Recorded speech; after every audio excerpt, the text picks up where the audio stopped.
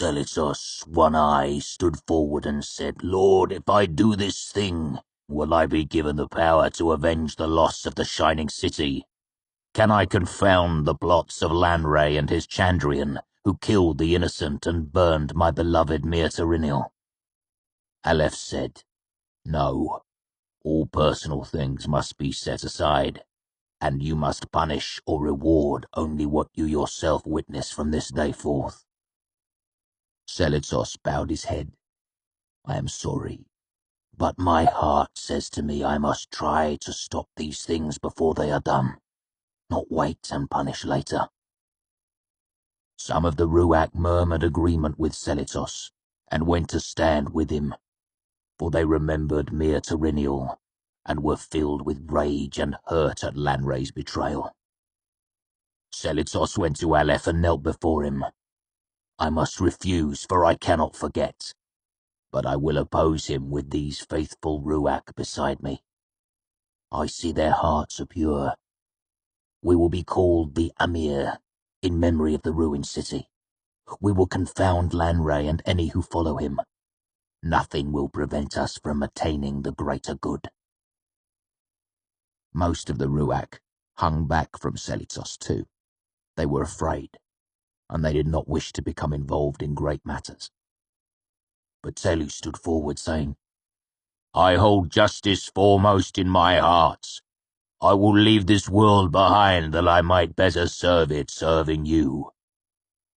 He knelt before Aleph, his head bowed, his hands open at his sides. Others came forward. Tarkirel, who had been burned but left living in the ash of Myrtarinil.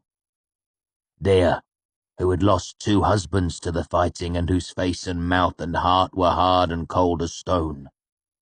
Enlas, who would not carry a sword or eat the flesh of animals and who no man had ever known to speak hard words.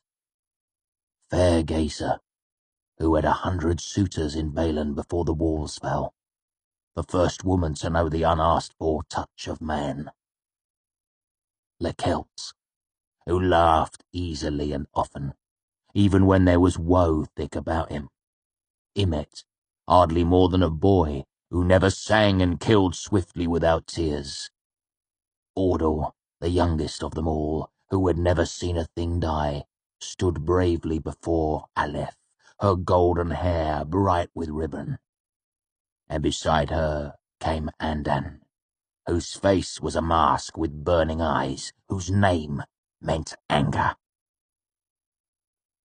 They came to Aleph, and he touched them. He touched their hands and eyes and hearts. The last time he touched them there was pain, and wings tore from their backs that they might go where they wished. Wings of fire and shadow, wings of iron and glass, wings of stone and blood. Then Aleph spoke their long names, and they were wreathed in a white fire. The fire danced along their wings, and they became swift. The fire flickered in their eyes, and they saw into the deepest hearts of men. The fire filled their mouths, and they sang songs of power. Then the fire settled on their foreheads like silver stars, and they became at once righteous and wise and terrible to behold. Then the fire consumed them, and they were gone forever from mortal sight. None but the most powerful can see them, and only then with great difficulty and at great peril.